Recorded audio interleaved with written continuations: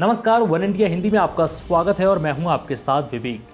केंद्र सरकार के नए कृषि कानूनों को वापस लेने की मांग को लेकर पंजाब हरियाणा के किसान दिल्ली के सिंघू बॉर्डर पर लगातार डटे हुए हैं। सरकार सभी से बातचीत के जरिए समस्या का समाधान करने की कोशिश कर रही है, लेकिन किसान पीछे हटने को तैयार नहीं है।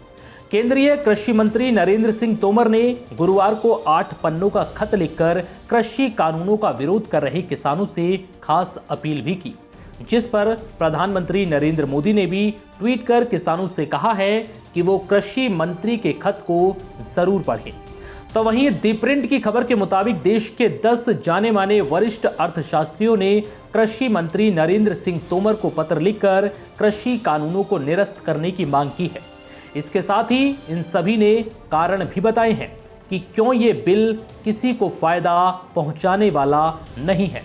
चलिए आपको बताते हैं कि कौन से वो 10 अर्थशास्त्री हैं जिन्होंने ये पत्र लिखा है और आखिर उन्होंने इस कानून में क्या कमियां बताई हैं। Professor D Narasimha Reddy retired हैं हैदराबाद विश्वविद्यालय से। प्रोफेसर कमल नयन काबरा सेवानिवृत्त हैं, पूर्व में भारतीय लोक प्रशासन संस्था और सामाजिक विज्ञान संस्था में प्रोफेसर रहे हैं।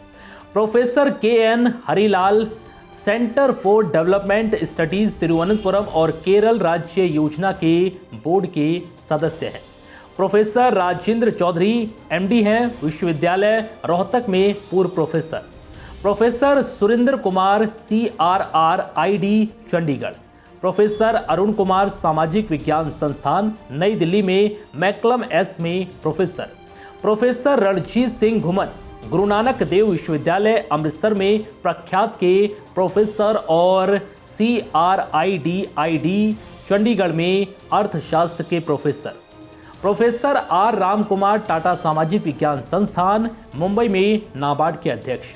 प्रोफेसर विकास रावल और हिमांशु दोनों ही आर्थिक अर्थशास्त्र और योजना केंद्र जवाहरलाल नेहरू विश्वविद्यालय नई दिल्ली में अर्थशास्त्र के एसोसिएट प्रोफेसर हैं। अब आपको बता देते हैं कि नए कृषि कानूनों में दरअसल कमियां क्या हैं। नया कृषि कानून छोटे किसानों के लिए सही नहीं है, इससे उनको फायदा नहीं नुकसान होगा।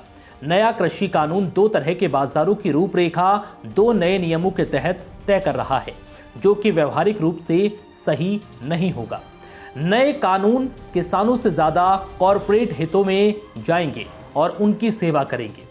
ये कानून मंडी सिस्टम और पूरी खेती को प्राइवेट हाथों में सौंप देंगे, जिससे किसानों को भारी नुकसान उठाना होगा। ये कानून कॉन्ट्रैक्ट फार्मिंग को भी 2 भागों में बांट रहे हैं, इससे किसानों के हित की रक्षा नहीं की जा सकती। बाजार भाव किसानों की बेसिक समस्याओं की वजह से एग्रीकल्चरल बिजनेस प्रभावित होगा, जिससे किसानों को ही नुकसान होगा। इस वजह से नया कृषि कानून निरस्त होना चाहिए। इन सभी अर्थशास्त्रियों ने किसान संगठनों और अन्य हितधारकों के साथ व्यापक विचार विमर्श करने के लिए सरकार से आह्वान किया है और पूछा है कि क्या ये उपाय वास्तव में किसानों और अर्थव्यवस्था के लिए समान और टिकाऊ लाभ लाएंगे। फिलहाल इस वीडियो में इतना ही। नमस्कार।